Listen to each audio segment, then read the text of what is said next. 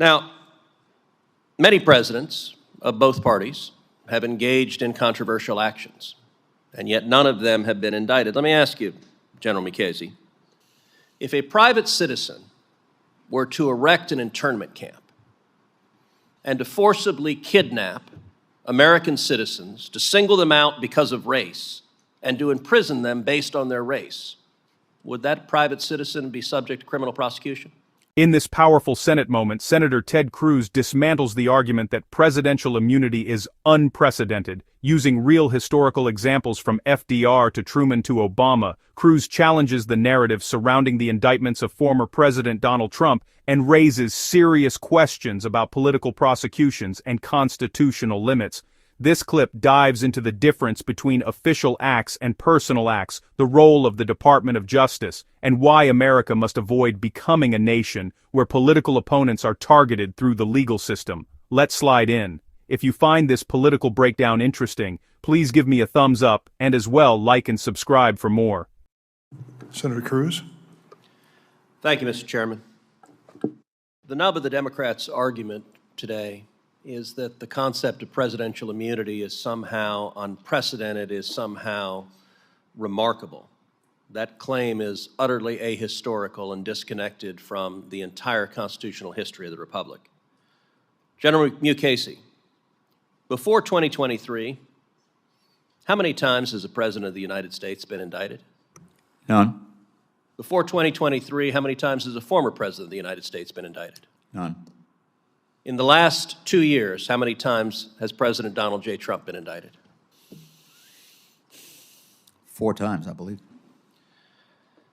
Now, many presidents of both parties have engaged in controversial actions, and yet none of them have been indicted. Let me ask you, General Mukasey, if a private citizen were to erect an internment camp and to forcibly kidnap American citizens, to single them out because of race, and to imprison them based on their race, would that private citizen be subject to criminal prosecution? Would. When President Franklin Delano Roosevelt did the exact same thing and erected Japanese internment camps, was FDR prosecuted? He was not. Let me ask you, similarly, if a private citizen were, say, to detonate a nuclear weapon over a city and kill over 140,000 people, and then if that private citizen a few days later detonated another nuclear bomb over another city and killed 75,000 people, could that private citizen be criminally prosecuted? He would. Was President Harry Truman prosecuted for detonating nuclear weapons over Hiroshima and Nagasaki? He was not.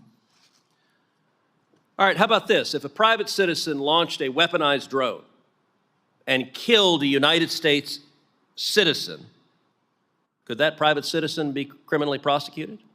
He would.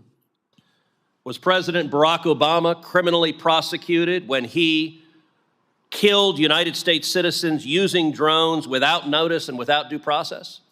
He was not.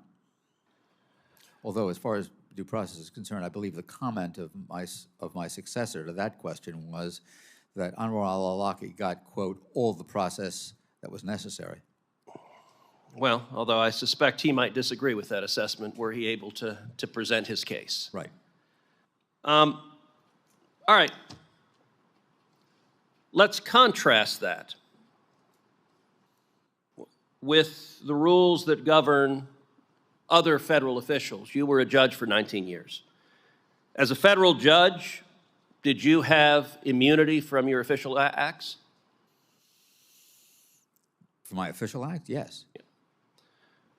Do federal prosecutors have immunity from their official acts? They do. Now, the distinction between official acts and personal acts is not a terribly shocking distinction. Under the decision of Trump versus United States, if any president walks onto the sidewalk and just shoots a citizen, is that president liable to be prosecuted? He is. How about this? If a president steals funds from his campaign, does that president face criminal liability? He does. How about this? If a president sexually assaults, let's say, an intern in the Oval Office, is the president subject to criminal prosecution for that. He could be. So that distinction, again, is not a shocking distinction. The Founding Fathers vested the executive power in a single president of the United States. What we have seen in the last 2 years is we have seen Democrats deliberately weaponizing the Department of Justice and our legal system to target their political opposition. It is not an accident that every indictment against President Trump was brought by a Democrat and was brought after he announced his campaign for President of the United States. Understand, the target of those indictments was not ultimately President Trump, it was the voters. It was prosecutors who were terrified that the voters would choose to re-elect President Trump. One of the great things about the United States is we're not a banana republic. Since 2000, the nation of Pakistan has had 6 former prime ministers prosecuted and convicted. Brazil has had 3 former presidents arrested and imprisoned. Last year, Nicaraguan President Daniel Ortega arrested, charged, and imprisoned 40 political opponents.